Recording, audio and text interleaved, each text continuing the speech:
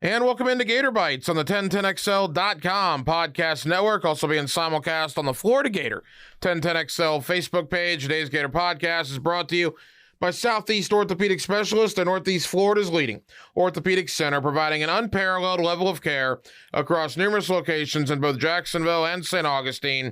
That includes Riverside, Northside, the South Side, the beaches, Fleming Island, and St. John's. He is Denny Thompson. I'm the hacker, Ryan Green. A bye week for the Florida Gators following their loss to LSU on Saturday. 7 games down, 5 games to go. This will be kind of a mid-season report, if you will. Oh, it will? Yeah, I think so. Oh, I mean, okay. we don't have a game to preview. Well, I mean, you need to prepare me for this stuff. I didn't know we were out like it's the hard-hitting questions. Okay. All right, well, I'm going to ask you about Anthony Richardson as a whole. Let's go back to LSU. Weekly reminder, Denny Thompson, Anthony Richardson's quarterback trainer. Been so for many years with your work at 6 points. AR on Saturday had some good, had some bad.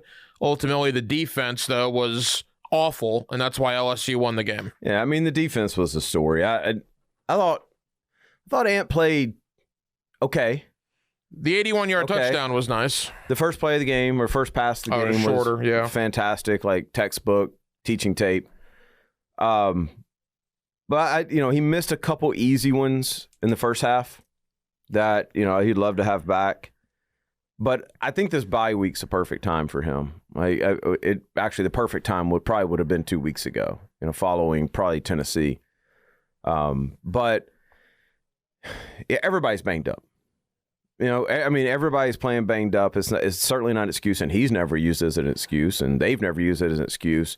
But I know what I see, and when you start to see, guys start to baby throws they haven't been babying, and they're worried about, can they get it there the way that they normally get it there? It's easy to unleash one. The pro tip for high school guys listening here. When you put together your highlight film, don't put 10 deep balls as your first throws, because those are the easiest throws to make on a football field. So you're not getting done what you want to get done. It's the intermediate throws that are the harder throws. In some cases, it's the little rollout, shallow throws, things like that really make you get into your mechanics instead of just throwing it as hard and as far as you can. And so I thought some of that was a little bit off, but all in all, I thought he played well enough to win. Yeah, that's for dang sure. And there were times in that game where he was the offense, which is unfortunate. But we're heading in the right direction with him. I mean, you go back to the beginning of the year, and we talked about this ad nauseum leading into the year, all the talk about how great he was and this. And I made the argument, my concern was 64 passes last year, only 1 career start, 59% completion percentage. I think the expectations on Anthony Richardson were unfair from Gator fans coming into the year. Now, part of that's the media's fault, because the media built him up and built him up and built him up. Clearly, he has not lived up to those expectations, although, Denny, I don't know if it was possible to live up to the expectations put on him. I'll step out on this, because I think the expectations probably were a little bit unfair, a little bit much, but when you have that skill set and you're that guy, or we think you're that guy, then you have to meet those expectations, right? Mm-hmm. And for me, that's been the thing. I mentioned this the very first week that we did this about the great ones, the truly elite ones. It doesn't matter how much film you have on them; they do what they do. Right. And that's Anthony is that. Anthony is that guy. He's just got to get there. He is everything people thought he was. It's just, for him, his story, his journey requires a little bit more experience than what C.J. Stroud. And there's a number of reasons for that. One, C.J. Stroud went to a situation where there was already an established offense. Everybody talks about what this is Ant's 3rd year. It is, but it's brand new with this offense, right? It's 3rd year in a row with a different quarterback coach. People like CJ don't have that. They also have, endless weapons. Bryce Young, same way, endless weapons. That hasn't been the case. Again, though, if you're that guy, you got to be that guy. Mm-hmm. And I think that's what Anthony is getting into. We're going to talk about the Georgia game in a minute, but this is a big opportunity for Anthony, a huge opportunity for Anthony that we'll get into in a second. Let me ask you 2 things regarding Anthony Richardson. Last night on Hacker After Dark, I had a caller We'll get to Matt Hayes in a moment. But I had a caller call in and say, all right, I like AR. He's a good kid, but he doesn't feel that Anthony is the rah-rah team leader guy. He doesn't see getting in people's faces. What does that have to do with anything? No, but and that's kind of what I told him. I'm like, some guys, but there are the fan base, there is a thought out there. I hate that. Okay. I hate when people say that. The only thing worse than no leadership is fake leadership. Mm-hmm. Not being genuine. Right. Yeah. And that's not who he is. Like, y'all are watching Tom Brady videos too much, right? Aaron Rodgers isn't that guy. He's done okay. Patrick Mahomes isn't that guy. Patrick Mahomes isn't that guy. He's done okay. It's like, listen, the leadership is leadership because it's situational and it's personal. Yeah. Right. And Anthony is also, he just turned 20. Like, he's still trying to find that. That has nothing to do with the game. The defense didn't play like crap because Anthony wasn't rah-rahing. Like, that's just... All right, but aside from the leadership aspect... Man, what you had on Hacker After Dark is going to get me fired up. When we get to Matt, like, I made dog cuss our colleague right here on this show. We'll get to Matt in a moment. He had an interesting take last night. But from a fan's perspective, and again... It's different for you because you know Anthony Richardson. You've known him for years. You are very familiar with him, his family. I mean, you know the whole story. You're in the inner circle, if you will. Fans are not. So you have to look at it from their perspective. And their perspective is Anthony throws an interception. Anthony throws a bad incompletion.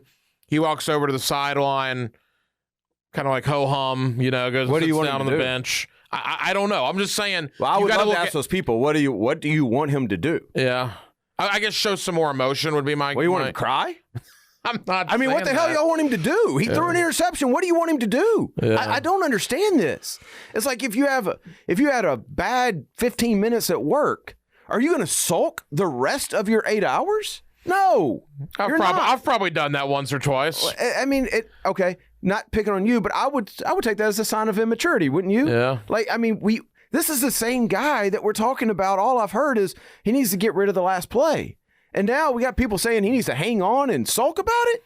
Man, come on, guys. Like, he does struggle with getting over the last play. He does. And that is an experience and a maturity thing, and realizing, just like when you get older in life, you realize that one day is not that long. 1 year is not that long, right? You start to realize that in football, too. You start to realize, man, that's just one dang play. I got another 80 of these, right? And that's a maturity thing. You feel this, and Anthony's not a pressure-driven guy, but you can't avoid this. You feel this pressure in games, especially at home. And the thought is, man, I just made a mistake, and literally there's 88,000 people looking at me right now. That's not the reality, but that's the thought, right? And so you got to learn to live with that. You got to learn to move past that. You almost got to learn to say, forget these people, it's me. But I do think, like in the Kentucky game as a prime example, that was a big issue, right? I mean, he kept hanging on to these bad moments. Well, sure. It was the quicksand effect. But that's my point. Like, yeah. And now we got people saying they want him to do that more. Like, that's just... The caller's point last night, and again... I don't want to put words in the caller's mouth, but essentially what he was saying is show a little anger, a little frustration when you throw a pick. But if you want to punch somebody? Like, what does that mean? Just don't walk over. I mean, don't walk over, take your helmet off, sit down, ho-hum. That was his point. Okay, well, first off, you don't know what the protocol is for the Gators. Right. If you go to a game, what you'll see is Anthony goes to the bench and Ryan O'Hara sits right there next to him, and they basically relive that entire series, right? That is the protocol. That is not Anthony going, oh, I want to go sit on the bench and I want to talk to my quarterback coach. No, that's what happens. That's what they do. I can tell you're very passionate about this. Because it makes no sense. Yeah. There's no correlation between performance and sulking about something or getting mad about something. There's zero correlation. If you start to take a guy and you try to make him something he's not, he needs to be uncomfortable. Mm-hmm. He needs to push his leadership skills, and he has. And I think Napier has talked about that. He has pushed forward his leadership skills. He is an introvert, and if you knew his story, you would know why, right? But he needs to push that. But he's not a rah-rah guy. That's not who he is. So let's get to our colleague, Matt Hayes. a good buddy of ours. All right, now did you come in today? Like, No. I had a great morning. The weather's beautiful. Yeah. So I'm in my Georgia Tech gear. Go Jeff Sims tonight. Yeah. Oh, yeah, that's right. They do play tonight. So Matt, you can read him on Saturday down south. Does a terrific job. You hear him every day on XL Primetime on 1010 XL Radio in Jacksonville. I had him on Hacker After Dark last night as well, and I put it out on Twitter earlier on my Twitter handle at Ryan Green 1010XL, and basically he said the two biggest problems Florida has, in his opinion, number one's the defense, obviously, completely agree with him there. Number two is they don't have a backup quarterback, because if they had any, and I'm paraphrasing here, but essentially what he said, if they had any resemblance of a backup quarterback, they might have gone to that backup quarterback at points this year and sat Anthony down for a little bit. Your response or your thoughts on that thought? Honestly, it doesn't even deserve a response. I love you, Matt, and I know we're coworkers here, but that doesn't even deserve a response. That's silly. That's just flat out silly. I do think the lack of backup quarterback, as we've talked about this, has affected Anthony's performance and what he can do on the field from a play calling perspective, correct? Maybe. I don't know. I mean, I think at this point, it is what it is. I don't know. Again, I'm going to go back to, if you're that guy, be that guy. Like, I mean, I'm not giving him any free passes. But at the same time, I mean, you're talking about a guy who's still largely thought of as a top 10 or 15 pick, right? You're talking about a program that's running a whole new offense. You're talking about a program with very limited weapons. You're talking about a defense who can't get off the field. You're talking about like all this change around him, in addition to this is his first year as a full starter. What are we talking about? What are we doing? Can I bring up an example, though? And I'm not saying I agree with Matt Hayes, but and he didn't bring this up. I'm bringing this up. It did happen at Miami. We said all the same things about Tyler Van Dyke coming into the year, and he was struggling in a game, and Cristobal yanked him. Jake Garcia went in there and performed better. Now, Van Dyke got his job back. When they lost to Middle Tennessee, right? When they got drugged by Middle Tennessee. Okay, was that the game? Yes. Okay, fine, yeah. Yeah. But Van Dyke got his job back is the point, and has been very good ever since. I mean, if you want to say, okay, in the USF game or Kentucky game, if they had a backup quarterback, they'd have given him a shot. Okay, that's one thing. That's all Matt says. That's all I took him as saying. I mean, they played Jalen. They played Jalen Kitna in a game. Well, yeah, but I mean, Anthony didn't get sat down when he was healthy, I guess is the point. That was an injury-related deal. Are you talking about, like, and this is what, I may go on XL Primetime today. Hey, man. Because I'm all about bringing people together. Are we talking about, like, hey, Ant, sit over here for 2 or 3 series? Or are we talking about benching the... Either way, oh, my gosh. People, man.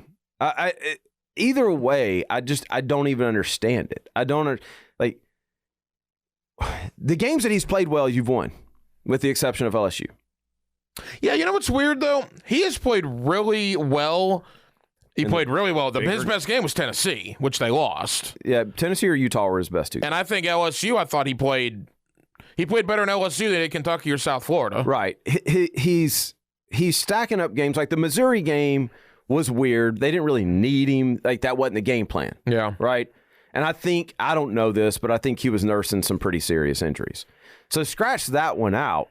He's got a little run here going. Now, he's not putting up 500 yards a game, largely because they don't have the ball enough, but he's got a run going. It's like we're talking about Anthony letting go of the pass, but we're still talking about Kentucky and USF. He went Tennessee. He went Missouri. He went the throwaway game, whatever that was. Eastern Washington. Yeah. He's gone LSU. Like, I mean, what are we talking about? No, he's played better. There's no doubt about that. I think the Van Dyke comparison might be a good one because he's a projected first-round guy in a first-year system with Cristobal, struggled in a game. They brought Garcia in. Whatever that did for Van Dyke, it seems to have lit a fire under him because he's been really good ever since. I think the only correlation in those two situations is that the teams are underperforming what people say. Florida's really not. No. Florida's really not. Miami is. But after that first game, like, expectations ratcheted up, as they should have. And so both teams are underperforming. I think the issue in Miami that surprises everybody is going into the season, we all thought Miami had hella weapons. That was the talk, right? We didn't think that was Florida. I think that's the biggest difference. And I don't think Miami has, although they've had some bad losses, I don't think they've had, like, their defense isn't as frustrating to watch. Except for the Middle Tennessee Right, game. except for that game. Bad. Yeah, that was the outlier. But this Florida defense is just so wildly inconsistent because Utah, Kentucky, they were great. Let's get into that, the Florida defense. Today's Gator Bytes podcast is brought to you by Southeast Orthopedic Specialists. For the highest quality care, you can rely on Southeast Orthopedic Specialists for any orthopedic injury or concern.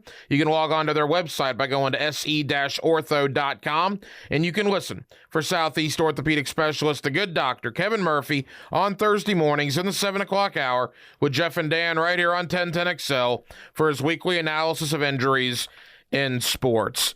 Denny Thompson. Oh, I'm sorry. I'm texting Matt Hayes. Go ahead. You are texting Yes. Matt Hayes. What, if anything, can be done in this bye week to put a Band-Aid on the Florida defense? Because they were awful against LSU. I don't know, man. I don't watch their defense on film that much. I just watch them, in the game. You probably don't want to watch them on film. It'll just make you angry. Right? Because what I want to say, their issue is third and long, right? Their issue is certainly one of them, yeah. Is third down in general. If you're giving up 3rd and 7, 3rd and 9, 11, 15, 17, which they've done, 19, well, then what that tells me is you're pretty good on the first 2 downs. If you got them in those long yardage situations, that's the ideal situation. Mm-hmm. So I'm going off of just flat out guess here. They must have some type of tendency. There must be something, some route combination, some spacing combination, some blitz package. There's something that teams are seeing that on third down they know they can get to. Because 3rd and 17, remember, 3rd and 13 is normally a screen or draw or let's get a 5-yard hitch and see what we can do. Not against this defense. No. Against defense, that is a green down, meaning you can go for it. It is a 3-1 count in baseball. Like, so there, I don't know. I haven't been told this. I'm going straight from the top of my head. There must be something that hopefully they're self-scouting in this off week that's giving defenses the confidence to go, okay, it's 3rd and 15. Here's what they struggle with. Here's what they're going to come out in. Here's what our answer is. I was talking to some guys in Gainesville earlier this week on my show, and they were basically saying, if you watch the film, the defensive backs are running where they don't know where the ball is. They're following the receiver, and they have no idea where the football is. And Patrick Toney, people are talking about you don't blitz enough. Well, he's trying to protect his secondary because his secondary is so bad right now that he can't have them on one-on-one coverage. So I don't think it's a Patrick Toney problem necessarily, although he's the D coordinator. He deserves some of the blame. Are we sure that they're playing man coverage in 3rd and long? Well, no, this is with certain instances. I'm not saying every one of them. Okay. Because people are complaining, why don't you blitz to get to the quarterback? Why does the quarterback have so much time? I agree. Well, you can't blitz when guys are running wide open because your DBs have no idea where the football is. I completely disagree with that, Hack. If you're weak in the secondary, you better blitz. You better not give that quarterback time for their receiver to create separation if it's man coverage, if it's zone coverage. How many guys are you blitzing then? I mean, if you're going to have 3 wide receivers or 4 wide receivers well, whatever it takes to be +1. Yeah. Right? It depends on how many people they have in protection. I mean, +2 to the strength, +1 to the weakness. Well, I mean, okay. So when you watch the defense, understanding you don't watch the film as you mentioned, but you're a coach, you're a quarterback trainer. I mean, you game plan against defenses. Is it a lack of talent? Is it a lack of bodies, a lack of depth, or could there be a coaching issue? I don't think it's a lack of talent or depth, and I don't think it's coaching. I honestly believe it's a scheme that they're not great in, but that Florida would like to run. And I'm interested to see what happens against Georgia. Now, Georgia's a little different because of the personnel groupings they throw out. Because when I say that, there's people going to listen to this go, well, adjust your scheme, right, to what you have. And that's the easy answer, and you should do that to like a quarterback situation or something like that, absolutely. But in a situation where you're a first-year coaching staff and you feel like you know, and all these guys have been successful at some level, you feel like you know what you want to be long-term. And, yeah, you want to win games now, but the long-term is the bigger thing, right? Like, I mean, look at We go down the. I mean, Urban Meyer's first year, what was their record? They were a 10-win team. Right, they were. They didn't win the Natty. No. The next year, they did the same things, though, that they did the year before. They were just really good at it. Yeah, well, it's like Kirby and Athens, 8-5, year Correct. number 1. Correct. Saban and Tuscaloosa, 7-6. Yep, Dabo. Like, we could go down the list. I think there is a point as a coaching staff in that first year where you have to establish what we want to be long-term at that stop. Mm-hmm. This is the type football we're going to play. This is the type player we're going to recruit. That fits into this mold, and that system is, it's not like the one size fits all. There's an outline that you want to stay within in that first year. So I think there's some growing pains. I think the frustrating thing for Florida, on the surface, it looks exactly like before. On the surface, yeah. It's not. It's a completely different system. Yeah, you got a lot of GIFs or GIFs, whatever you want to call them, on the internet. People pulling off the Scooby-Doo mask, and it's Todd Grantham. It's Grantham. Yeah. That I get it, because we deal with the same crap here with the Jags. Like, you're worn down by it, and you're like, we've changed staffs, we've changed players, and it looks the same. They're failing the same, but the way they're failing is not the same. Does that make sense? Yeah, no, it does. So I'm not giving anybody a free pass, but I understand what Napier and Tony and all these guys are doing. They know what they want to do. They just got to get the personnel in to do it. I had a guy text me on Saturday night after LSU, and he's like, man, recruiting weekend, all the recruits saw that. That's awful. And I said, dude, if you're a defensive recruit in that stadium and you watched that might give me more conviction to go to Florida, because I might get on the field a lot quicker. No doubt. No doubt. There was nothing that they did Saturday night that hurt them in recruiting. Agreed. Literally nothing. And wait till next week when they get McLean. And by the way, that was their first ever big official weekend as at the University of Florida. That's not easy. Like, what goes into these official visits is a lot. And when you're at a new place with new facilities, that logistically there's a lot. I know a bunch of guys that were there, and every single one of them said, man, it went off without a hitch. Yeah. Like, it was fantastic. So what the on-field performance did nothing. Now, the atmosphere was awesome, right? And you see some Florida State recruits this week talking about fans leaving early last week. That matters, but what doesn't matter is the fact that you gave up 3rd and 17. Right. Right. That to your point, Hack, there's a cocky corner sitting over there going, I'll fix that next Who's year. committing next Thursday. Right. I'll fix that right away. Yeah, they might land the number 1 corner in the country, which would give them the best defensive back class in the country, according to 24/7. By the way, the Gators did have 1 decommitment. Hey, real quick. Yeah. Decommitment is a kid I train. No, I'm not going to say anything about it. No. Right. Creed. Yeah. Whittemore. And No. I just wanted to point out his brother Trent is there right now. Because I've seen things going around. Florida would have loved to have Creed. Right. This wasn't a situation where Florida's like, go somewhere else. Creed's a baller. He's a baller, but he's going to play receiver. Yeah. He plays quarterback in high school. He's going to play receiver. I think it's a wise move on his part. Can I tell you what I was told, and you tell me how accurate or inaccurate it may be? Yeah. The family is not happy the way Trent's being used. Mm-hmm.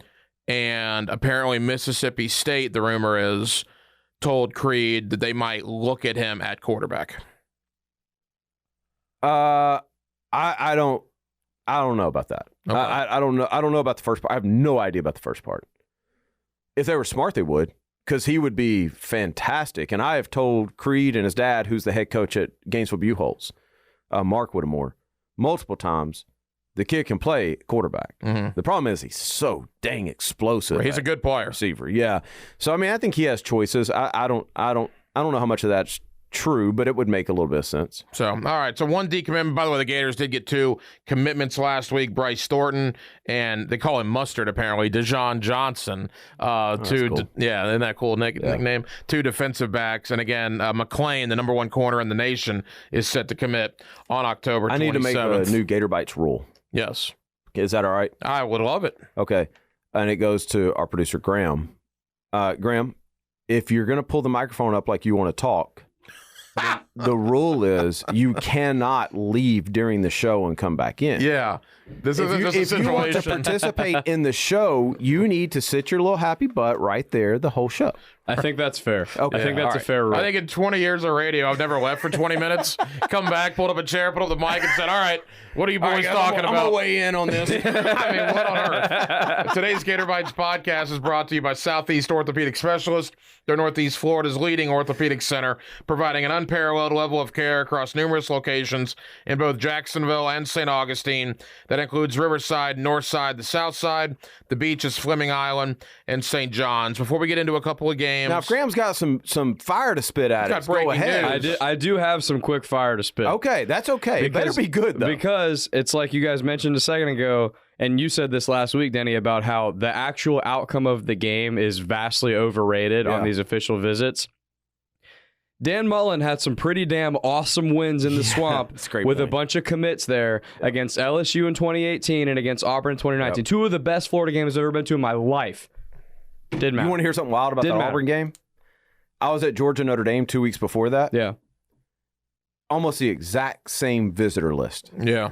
All the kids I saw on Carson's official, and I took Holden down to Florida, the quarterback at Auburn. Yeah. Exact same kids. Almost all of them. Darnell Washington? Went to Georgia. Almost all of them went to Georgia. Yeah, and hopefully that'll change. That's why they've hired Billy Napier. Really quick, before we get to a couple of the games this week, the cocktail party a week from Saturday. Everybody thinks it's going to be really, really bad. I know we'll talk more about it next week. Look, I'm not going to be naive here. I'm going to pick Georgia to win the game. I'll go ahead and give you that 9 days beforehand. But Anthony Richardson played his best game against Tennessee. I firmly believe Anthony Richardson will play a good game next week. I don't think it'll ultimately matter because Georgia just has way more talent than Florida, but I don't think this is 44-10 next Saturday. It could be. You think it might be that bad? I mean, it's a big opportunity for Anthony from the standpoint of nobody expects anything. And for him, that was his first start last year. Oh, it's come full circle, yeah. And it's, I still remember that day like it was yesterday because I actually went. I remember the last 2 minutes. It's first half like it was yesterday. See, you're going to be that guy. I am going to be that guy. That was awful. I got to get around more positive people in my life. Yeah, that was Trayvon Walker that did that, though. N'Kobe Dean, all those guys are gone now. But it was not good. I mean, I'm sitting here trying to tell a story. I remember the last 2 minutes of that. Well, okay, keep going. I apologize. I'm done. What else was great about that game? No. All I was going to say, there was nothing great about that game. What I'm going to say is it's a good barometer for Ant. And yes, it is a different defense, and they're not as good as what they were last year defensively. But it's the same atmosphere. He still remembers how he handled his emotions, all that kind of stuff. There's games like that where you can realize how far you've come in developmentally just by how you approach the game. And I haven't talked to him about this, and I'm not going to talk to him about this because I want to just see how it goes. I know where he was at this time last year. Mm-hmm. Like I was with him the 3 days before the Georgia game, the day of. Much different kid now. Much different kid. So I'm not even talking necessarily performance. I think it shows in performance. I'm talking more, this is a good chance to reflect on, as Anthony, fans aren't going to care about this, but Anthony, to reflect on, okay, I've actually come a long way in this year. I do think he'll have a good game because I do think he has turned a corner in the big games and said, if we have a chance, it's got to be on me, and I just got to take this thing over. We've seen that a little bit, Tennessee and LSU, the big games they've played the last few weeks. I think that continues with Georgia. I don't think they win. No. But I think there's a glimmer of hope. You saw it with Utah as well. All right, really quick. Ole Miss, LSU, probably the game of the week in the SEC. Ole Miss, maybe the quietest undefeated SEC team in late October that you've ever seen. I was wrong. No one's talking about these guys. They've been talking about them for years. Everybody's been talking about Lane Kiffin for years. I was wrong on Lane. And I'm fine with admitting that. I think Lane has matured so much as a coach, and he's such a good game day coach now. Adjustments. He's a smart guy. Everybody's always known that, but he still does his Twitter stuff. But you've noticed he's kind of pulled away from the limelight. He's doing a phenomenal job making that a desirable place for kids to go play, and I think you got to put him in the top 3 of coaches in the SEC right now. Can I tell you something? Is that fair? Yeah, absolutely it is. Can I tell you something I'm hearing, and you can tell me if there's any truth to it? I love this. You're the quarterback guy. Okay, let's hear it. Arch Manning committed to Texas, a Yep. month ago or so? Ole Miss hasn't given up on that. Nope. Would that be accurate? There's several teams that haven't given up. And Ole Miss is definitely one of them. Sure. That commitment means nothing to everybody else. Right. That's like, I mean, if you're married, you probably got turned down the first time you asked. Not to marry him. Hopefully that would be embarrassing and terrible. But that's why I don't do public proposals, by the way. Side note. I don't like public proposals. Y'all are putting undue pressure Do you on just people. do proposals all the time? I like to. I gotta say, that's right. I asked one time, I got a yes. I haven't done Are you another just a one. multiple? No, it's one of my annoyances. Like, For what I know, you're a happily married I man. am. I heat check every now and then.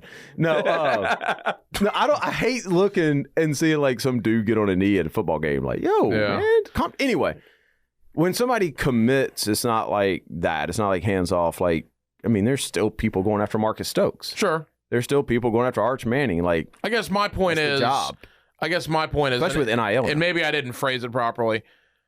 I think some people believe that Ole Miss might be very involved there, and maybe there could be a potential flip coming. Well, if I'm Arch Manning, I mean, the thing I'm looking at, I'm committing to a coach for 3 years. I'm really not committing to a program. Like, there's some things at Texas that you don't know. Like, when are they actually going into the SEC? When is that going to start? I guess it's 24, 25? Yeah. Whatever. And then is Sark the guy?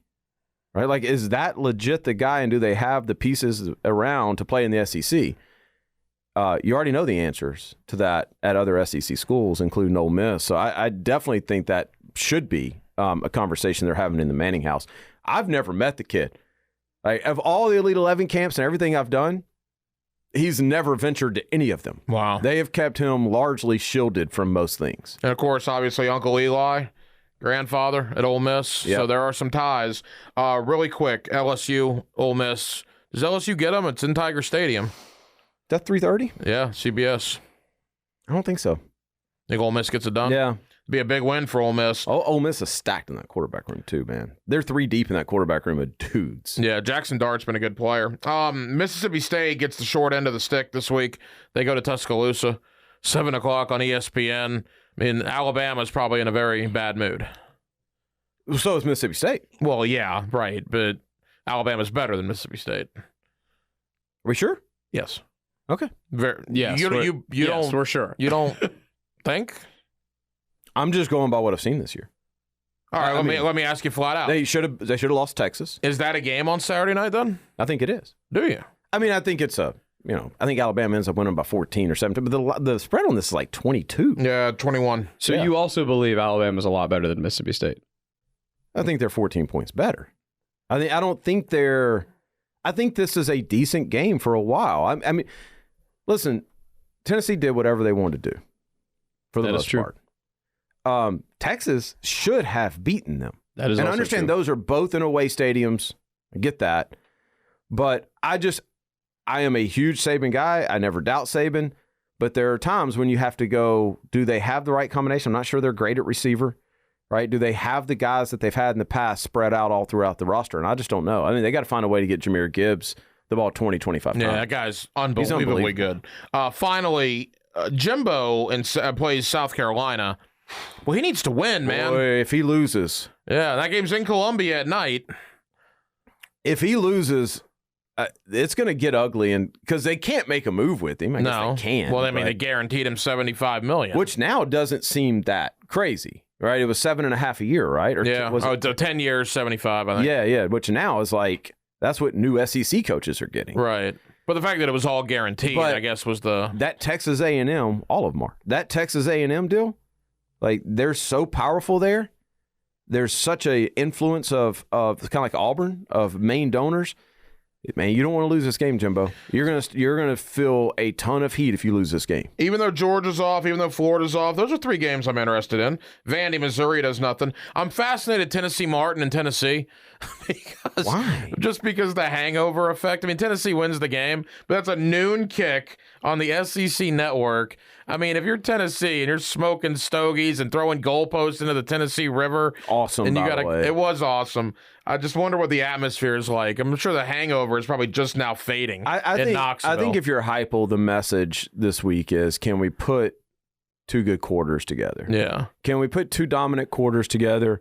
And for whatever it's And worth, get out Tennessee because- Martin's not dog meat. Yeah, They're 4-2 on the year. yeah. I mean, but they're not. Yeah. No, I mean they're. It's your next two games after this are your season. Mhm. If you're Tennessee, you've got Kentucky, which I think matches up pretty well with them, and then you've got Georgia. Right. So you got, to your point, the combination of the hangover effect, the look-ahead effect, like the whole thing going on. So I think if you're Heupel, you're just being real with your guys, and you're telling them, hey, this is what happens historically in this situation, and I'm not worried about us losing, but we got to put up 40 in the first half. Whatever that line is, I would tend to go to Tennessee. Would you? Yeah, I don't even know what it is. I'm going to guess it's like 35, 40, 41. It's not even listed here. So Yeah, I'm going It's to... probably more than that. It's probably Maybe I 45 would or something. I would, But I mean, I would expect to see Tennessee with how put much up, they score. Yeah, I would expect to see Tennessee put up 35 in the first half in this game. All right, he is Denny Thompson. I'm the hacker Ryan Green. The Gator bye week this week. We will be back It's a next fantastic week. show today. Oh, I loved it. I loved the passion. Did Matt Hayes respond to you? Let's see. No. It's getting a lot of traction on Twitter. If you missed the quote, go to @Ryan Green 1010XL. Oh, awesome. That's all I need. And you can enjoy More it there. people DMing me because Matt Hayes said... Hey, man, that's what it's all about. Gator Bytes, 1010XL.com, and the Florida Gator 1010XL Facebook page.